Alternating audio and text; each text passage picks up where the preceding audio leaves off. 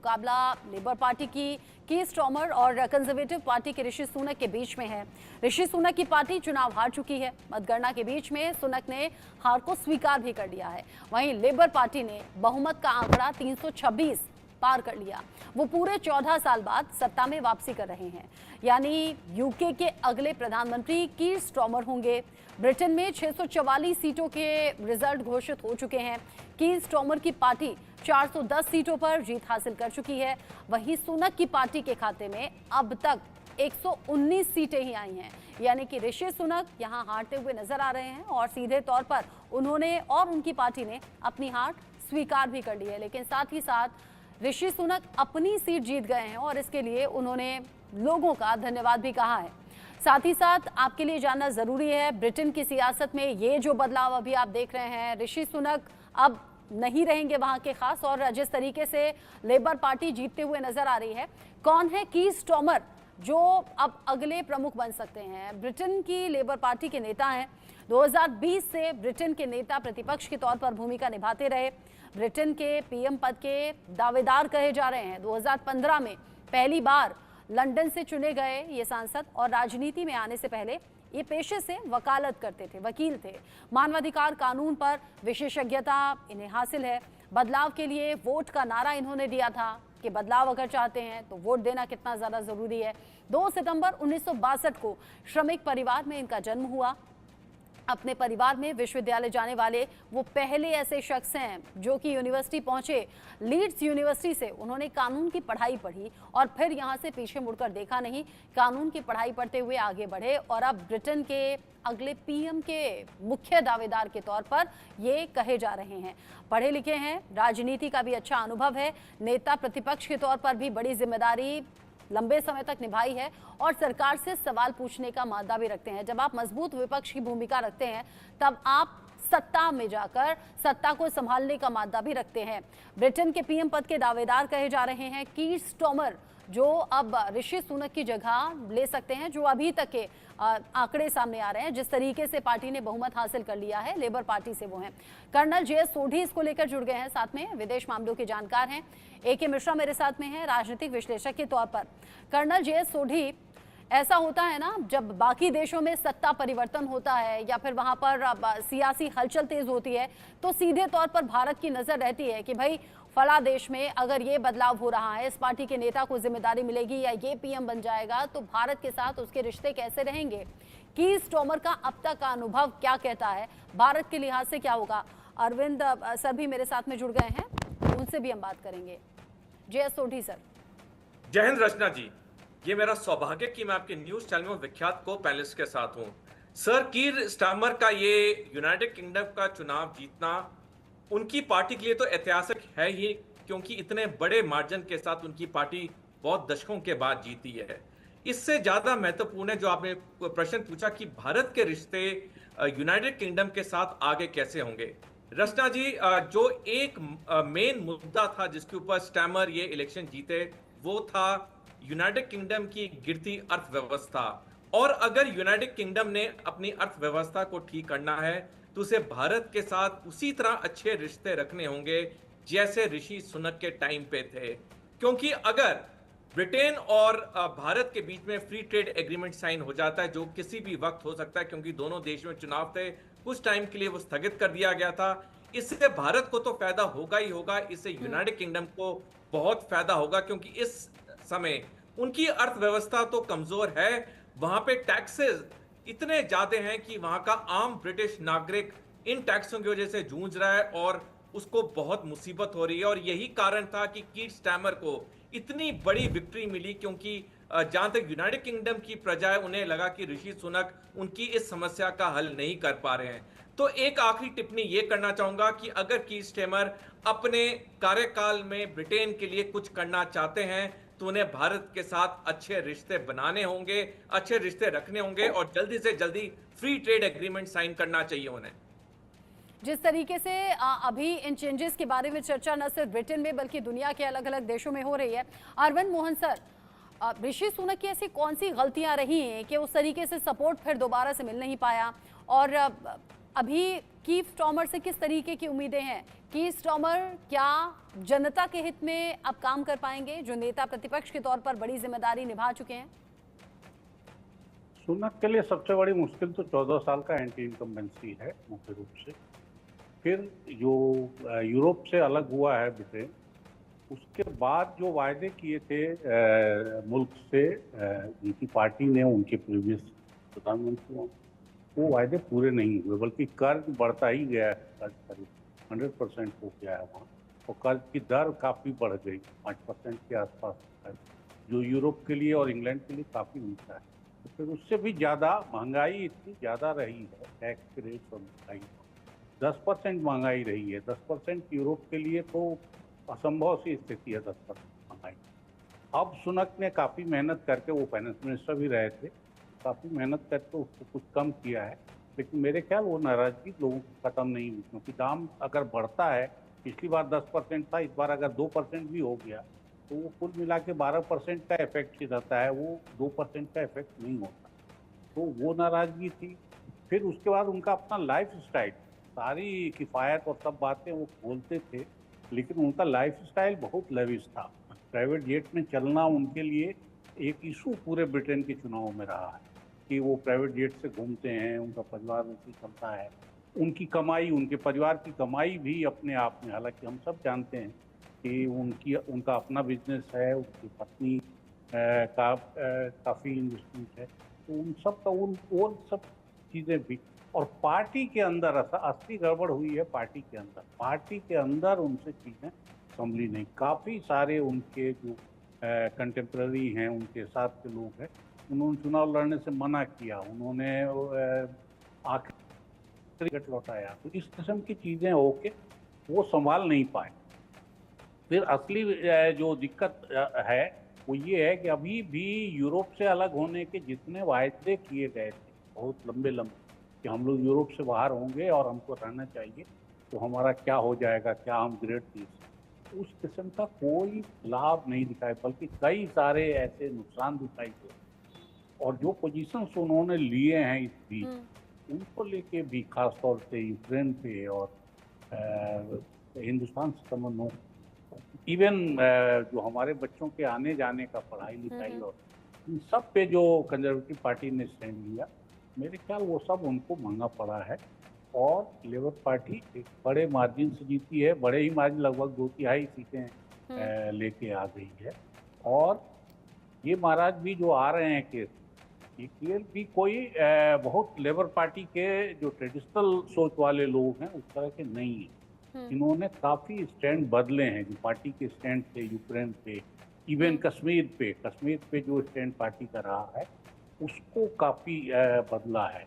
ये फिलिस्तीन के पे, इजराइल के सपोर्ट में मेरे ख्याल ब्रिटेन का कोई बड़ा लीडर इस तरह से खुल के नहीं आया था, जिस किस्म से केयर बोलते रहे। तो इसलिए अब ये उनकी परीक्षा हो कि इतने बड़े मेजोरिटी के साथ ये बातें वो कर पाते हैं कि नहीं, और जो भारत से फ्री ट्रेड संधि जैसा डेवलपमेंट हम उम्मीद कर रहे हैं तो वो होता है कि नहीं, वो देखने की चीज़ होगी। लेकिन बदलाव जरूरी था, और पूरे यूरोप में एक दक्षिणपंथी हवा दिखाई दे रही है, लेकिन अमेरिका में बदलाव जरूरी था, और इस बदलाव का स्वागत भी अब ब्रिटेन के लोग कर रहे हैं। 14 साल बाद सत्ता का स्वाद चख रहे हैं कीर स्टार्मर, और जहां पर लेबर पार्टी की वापसी हो रही है और कंजर्वेटिव पार्टी यानी कि ऋषि सुनक अब पीएम के तौर पर नहीं जाने जाएंगे, सीधे तौर पर 400 पार लेबर पार्टी यहां बहुमत हासिल कर चुकी है। मेरे साथ में संजीव श्रीवास्तव भी जुड़ गए हैं, विदेश मामलों के जानकार हैं।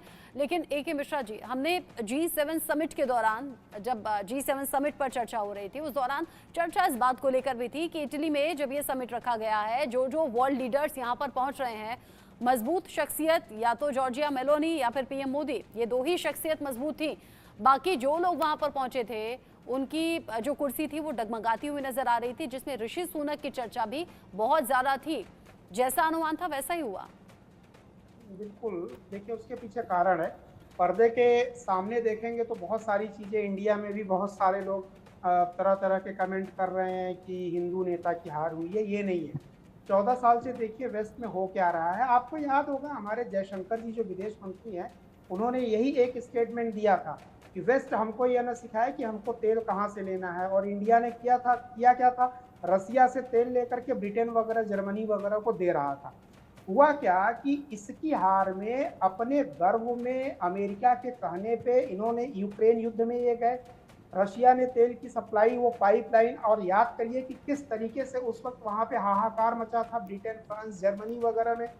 तो इसका जो इम्पैक्ट है, क्राइसिस बढ़ी, लोगों को गैस की सप्लाई नहीं हो रही है, प्राइसेस बढ़ रही है, बेरोजगारी बढ़ रही है, तो लोगों को इसका इम्पैक्ट दिखा। तो कहीं ना कहीं जो ग्लोबल लीडर बनने की ख्वाहिश है ना, अपनी रीढ़ की हड्डी को मजबूत करना नहीं, और उसी नशे में आप जी रहे हो कि 200 साल तो हमने दुनिया में राज किया हुआ है, प्रोडक्शन आपके यहाँ कुछ है नहीं, आपकी इकोनॉमी 80% सूडो इकोनॉमी है, रियल इकोनॉमी है नहीं।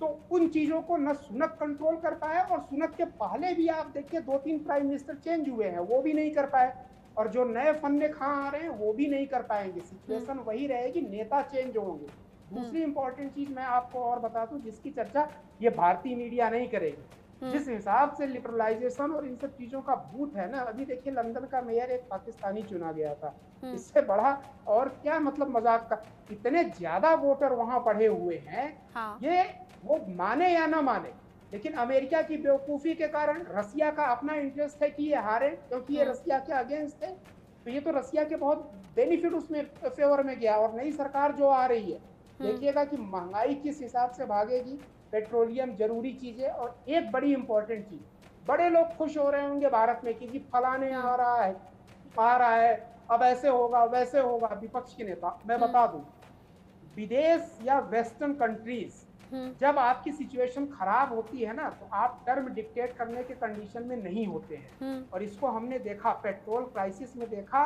मन महसूस करके, झुक करके लोगों ने भारत से रिफाइंड पेट्रोलियम प्रोडक्ट लिए। AK मिश्रा जी आप रहिएगा, ऋषि सुनक इस वक्त लाइव संबोधित कर रहे हैं, सुनेंगे। Transformative technologies. And our United Kingdom is stronger too, with the Windsor Framework, devolution restored in Northern Ireland, and our union strengthened. I'm proud of those achievements. I believe this country is safer, stronger, and more secure than it was 20 months ago. And it is more prosperous, fairer, and resilient than it was in 2010. Whilst he has been my political opponent, Sir Keir Starmer will shortly become our Prime Minister. In this job, his successes will be all our successes, and I wish him and his family well. Whatever our disagreements in this campaign, he is a decent, public-spirited man who I respect. He and his family deserve the very best of our understanding. Rishi Sunak ने अपनी हार स्वीकार कर ली है, और जितना भी support उन्हें और उनकी पार्टी को मिला है उसके लिए वो धन्यवाद करते हुए नजर आ रहे हैं। साथ ही साथ अगली सरकार मजबूत रहे, दृढ़ रहे, देश की जनता के लिए काम करे, इस तरह की विशेष भी वो देते हुए नजर आए। संजीव जी, ऐसा तो हम हर नेता को कहते हैं और सुनते हुए देखते हैं, जैसा अभी ऋषि सुनक बोल रहे थे, लेकिन सवाल ये कि ऋषि सुनक की पार्टी को ये बड़ा नुकसान उठाना क्यों पड़ा, क्योंकि नंबर्स का फासला बहुत ज्यादा है। क्या सिर्फ और सिर्फ एंटी इनकम्बेंसी काम कर गई या फिर फैसलों ने असर डाला? देखिए, एंटी इनकम्बेंसी का जो फैक्टर है वो एक बेहद महत्वपूर्ण फैक्टर निसंदेह है, लेकिन एंटी इनकम्बेंसी तभी अपना ज़्यादा बड़ा नकारात्मक प्रभाव डालती है जब जो इनकम्बेंट सरकार है वो अपने नीतियों को इम्प्लीमेंट ना कर पाए, कोई विजन नहीं रख पाए, या विजन अगर रखा भी है तो उसको अगर वो उसको अमली जामा पहनाने में नाकाम अगर हो जाते हैं, तो जाहिर है कि उसका बड़ा खामियाजा किसी भी इनकम्बेंट को भुगतना पड़ सकता है। जो ब्रेग्जिट के बाद जिस तरीके के प्रॉमिस बोरिस जॉनसन ने किए थे, वो जाहिर है कि वो जो प्रॉमिसेस फुलफिल नहीं हुए। ब्रिटेन को विश्व की अर्थव्यवस्थाओं के साथ जोड़ने का, एक ब्रिटेन का जो अपनी स्वतंत्र पहचान को बनाते हुए अनेक फ्री ट्रेड डील्स वगैरह इत्यादि के माध्यम से, नए इकोनॉमिक इनिशिएटिव्स के माध्यम से जो ब्रिटेन की समस्याओं को एड्रेस करने का जो उनका एक वायदा था, उसको उन्होंने पूरा नहीं किया। और जाहिर है कि ब्रिटेन में की जो इकोनॉमी स्ट्रेस्ड आउट इकोनॉमी है, वो कॉस्ट ऑफ लिविंग की वहाँ क्राइसिस है, इन्फ्लेशन की समस्या से यद्यपि कि पूरा यूरोप जूझ रहा है, लेकिन ब्रिटेन की जो सरकार है उसको ठीक तरीके से एड्रेस नहीं कर पाई। ऋषि सुनक ने अवश्य कोशिश की, लेकिन जहाँ तक बोरिस जॉनसन और लिज ट्रस की बात है, तो इन दोनों प्रधानमंत्रियों ने एक बहुत ही जो है नेगेटिव इम्पैक्ट डाला जो ब्रिटेन के जनमानस पर। और लिस्ट ट्रस्ट की तो अगर आप सरकार को देखें तो ये मात्र कुछ ही दिनों में गिर गई, क्योंकि उन्होंने जो इकोनॉमिक पॉलिसीज लेकर के आई वो इतनी ज्यादा डिजास्टर्स थी कि उसकी वजह से ब्रिटेन के जो पूरे शेयर मार्केट में एक हाहाकार की स्थिति देखी गई। और जाहिर है कि जो सरकारों की विफलता और उनका विजन को इम्प्लीमेंट न कर पाने का जो एक फेल्योर है वो एक बड़ा रीजन है। लेकिन एक बात मैं अवश्य कहूंगा कि जो ये बदलाव ब्रिटेन की जनता ने, ब्रिटेन के जनमानस ने लाने का जो फैसला किया है, वो उसकी वजह से ब्रिटेन के अंदर आने वाले समय में हम कई जो है परिवर्तन देख सकते हैं, जैसे कि और ये पॉजिटिव चेंजेस भारत के साथ भी अच्छे रहें और अच्छा असर डालें, ऐसी उम्मीद भारत भी कर रहा है। अरविंद मोहन सर, क्या हम ये समझें कि जो कुर्सी डगमगाई इसकी शुरुआत कोविड काल से हो गई थी क्या? पहले बोरिस जॉनसन को जाना पड़ा, फिर जनता में असंतोष बहुत ज़्यादा देखा गया, चाहे वो भ्रष्टाचार के मामले हों या फिर वो बढ़ती महंगाई के मामले हों, और अब कीर स्टार्मर ने सीधे सीधे लोगों से वादा किया है ये जो आर्थिक संकट जैसी स्थिति है इससे उबार लूंगा मैं देश को, आर्थिक विकास का वादा, सबसे बड़ा वादा। नहीं, ये वायदा है, लेकिन दोनों पॉइंट जो मुश्किल जिससे हुई वो ब्रेक्सिट से हुआ और कोविड से हुआ। इन दोनों से ब्रिटेन को संभालना बहुत भारी काम था। पॉलिसी के चूक तो हुए निश्चित रूप से, लेकिन ये आसान काम नहीं है। ब्रेक्सिट से भी उसको नुकसान हुआ है, यूरोप के एक होने का और ये से अलग होने का।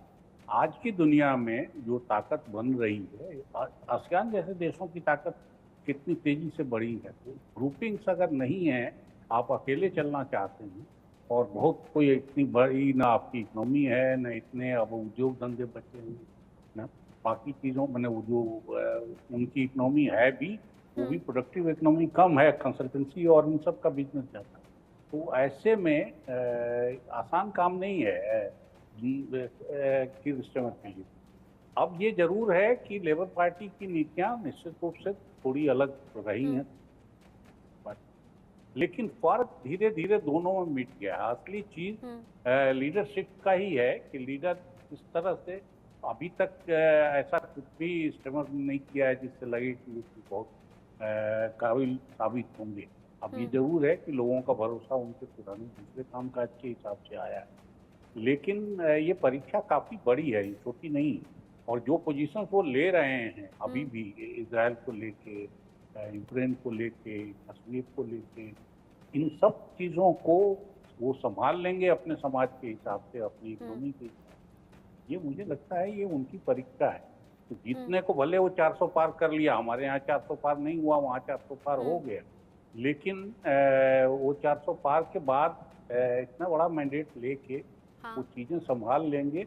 ये मैंडेट पुराने से तो नाराजगी दिखाता है, लेकिन नए के लिए कोई राह आसान नहीं करता है, बल्कि दबाव बढ़ाता है। यानी आप कह रहे हैं कि लोगों के पास विकल्प दिखा तो लोगों ने सपोर्ट कर दिया, लेकिन ये जो बढ़े हुए नंबर्स हैं, ये जो बड़े नंबर के साथ मेजॉरिटी पाकर अब कीर स्टार्मर अपनी जिम्मेदारी निभाने के लिए तैयार हैं, वो गारंटी नहीं है कि जो वादे कर दिए गए वो पूरे होंगे ही। और ब्रिटेन चूंकि महंगाई या आर्थिक तंगी, आर्थिक संकट के दौर से जूझ रहा है, वहां से इन सब प्रॉब्लम से छुटकारा एकदम से मिल जाएगा। हाँ, जो वादे किए गए हैं उन पर काम क्या होता है वो तो जब जिम्मेदारी संभालेंगे, आगे बढ़ेंगी चीजें तो साफ हो पाएगा। लेकिन संजीव श्रीवास्तव जी, चूंकि भारत अलग अलग देशों के साथ बेहतर रिश्ते रखता है, जिसमें ब्रिटेन भी एक है। ऋषि सुनक से मुलाकात जब हुई थी प्रधानमंत्री नरेंद्र मोदी की, इसमें पिछले साल की बात है, G20 शिखर सम्मेलन के दौरान ही, जब यूके फ्री ट्रेड एग्रीमेंट हुआ था। अब कुछ जानकार ये भी कह रहे हैं कि जब वहां सत्ता परिवर्तन हो रहा है, अब नई पार्टी सत्ता में आ रही है, तो इस अग्रीमेंट पर भी असर पड़ सकता है। देखिए, ये जो FTA के जो नेगोशिएशंस हैं वो अभी भी जाहिर है कि चल रहे हैं और इसका कंक्लूजन अभी होना बाकी है।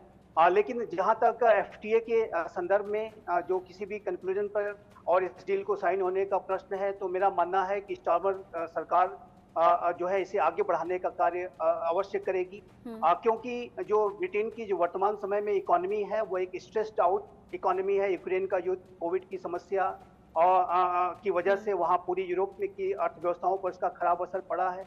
और ब्रिटेन में जो वहाँ के जो औद्योगिक जो विकास की जो दर है वो बहुत अच्छी नहीं है। ऋषि सुनक ने जरूर उसको रिफॉर्म करने की, थोड़ा सा बेहतर बनाने की कोशिश की, लेकिन अभी भी जो वहाँ पर इकोनॉमिक जो क्राइसिस है, इन्फ्लेशन की क्राइसिस है, कॉस्ट ऑफ लिविंग के जो विषय हैं बहुत ही गहरे हैं। तो ये ऐसे में जो भारत, जो कि विश्व की सबसे तेज गति से बढ़ती हुई अर्थव्यवस्था है, उसके साथ ब्रिटेन की जो नई सरकार अपने अच्छे संबंध बना के रखना चाहेगी।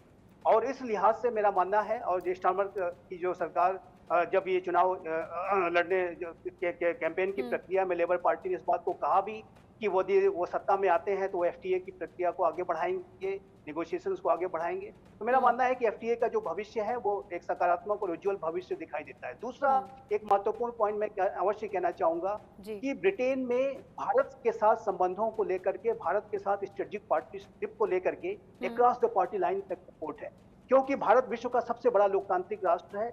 ब्रिटेन विश्व का एक बहुत ही मैच्योर लोकतंत्र है। और भारत की जो इंडो पैसिफिक रीजन में जो सबसे बड़े, सबसे महत्वपूर्ण लोकतांत्रिक राष्ट्र होने की जो महत्ता है, उसको ब्रिटेन की सभी सरकारें समझेंगी।